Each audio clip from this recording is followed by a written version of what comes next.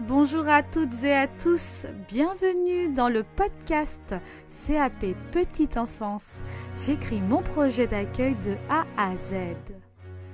Après avoir vu tout le chapitre 1 concernant le lieu d'accueil, j'irai même plus loin pour le titre du chapitre. Il s'agit dans le cas de mon exemple d'accueillir dans sa propre maison familiale, d'où les notions d'organisation et d'équilibre entre la vie privée et la vie professionnelle et les notions de respect et d'acceptation de chacun dans ses différences. Pour les personnes qui utilisent ce podcast et qui ne travaillent pas directement chez elles, je vous invite à adapter le titre et les thèmes en fonction de votre situation. Je vous nomme avec joie le partenaire de ce podcast, la troupe associative théâtrale Les Ambassadeurs.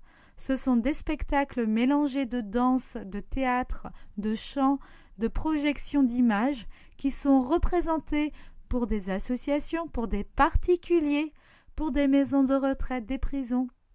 L'association partage l'Évangile. Nous attaquons enfin le deuxième chapitre du projet d'accueil. Je suis Mayeng Breton, professionnelle de la petite enfance et future gestalt praticienne. Je me déploie dans des projets qui ont comme but commun de prendre soin de l'autre et de soi.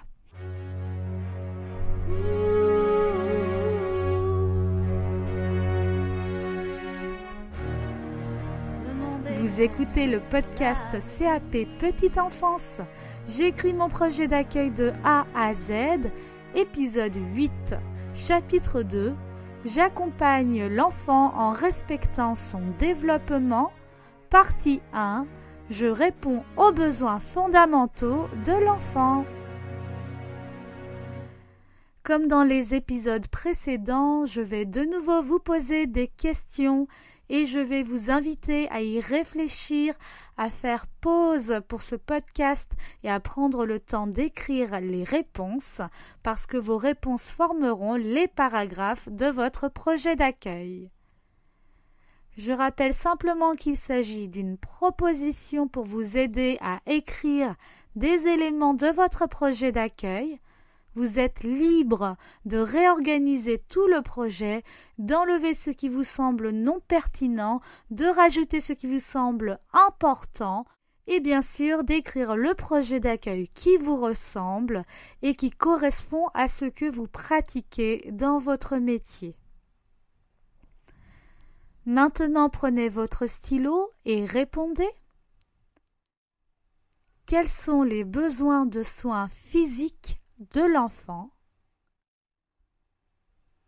Quel matériel de nettoyage utilisez-vous pour le change? Comment procédez-vous pour aider l'enfant dans son développement au niveau de la maturation du sphincter?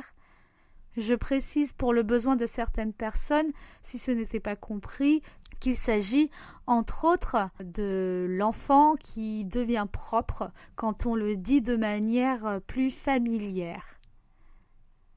Y a-t-il des particularités qui vous correspondent lorsqu'on parle de la toilette ou le change? Par exemple, est-ce que vous utilisez des tissus lavables, des gants de toilette, plutôt que des lingettes jetables par exemple? Voilà pour les questions sur le soin physique dans la partie qui s'appelle « Je réponds aux besoins fondamentaux de l'enfant ». Il y aura dans l'épisode qui suit la suite de cette partie et toujours sur le soin physique, mais on va plus s'intéresser à l'interne de l'enfant. Dès à présent, je vais vous lire en exemple ma partie 1 afin qu'elle puisse vous servir de base de réflexion et de rédaction. Partie 1. Je réponds aux besoins fondamentaux de l'enfant. Je distingue deux grandes catégories de besoins fondamentaux. Le soin physique. J'accompagne l'enfant dans le lavage des mains. Entre parenthèses, avant et après le repas, les toilettes et à chaque fois que c'est nécessaire. Puis, le lavage du visage. Concernant le change, je le fais au besoin, à l'eau seule en cas d'urine, à l'eau et au savon pour bébé en cas de sel. S'il y a des demandes particulières, il est bien que les parents fournissent le matériel, le produit nettoyant spécifique. Plus tard, je veille communément avec les parents au respect de la maturation sphinctérienne afin de proposer petit à petit le pot ou les toilettes à l'enfant. Dans le change et la toilette, j'accepte d'utiliser des couches lavables fournies par les parents ainsi que des tissus lavables. J'achète des gants de toilette par enfant si le parent ne fournit pas déjà des lingettes lavables ou jetables. Et voilà pour l'exemple qui concerne le soin physique. Il y aura bien sûr une suite à ce thème. Nous parlerons notamment du bien manger et du bien dormir.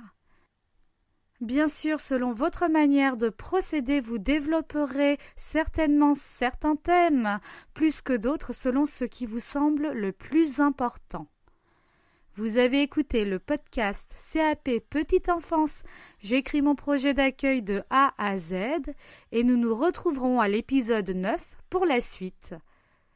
Ce podcast existe grâce à l'entreprise Podam. La beauté du cœur sauvera le monde.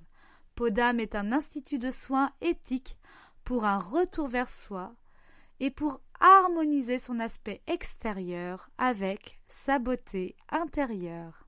Podam, c'est une forme de slow esthétique plus proche de vous et de votre environnement. Le podcast CAP Petite Enfance, j'écris mon projet d'accueil de A à Z est accompagné d'une musique chantée par l'artiste Lucy On My. Retrouvez-la sur toutes les plateformes très bientôt. Je vous souhaite une bonne écoute. Au revoir.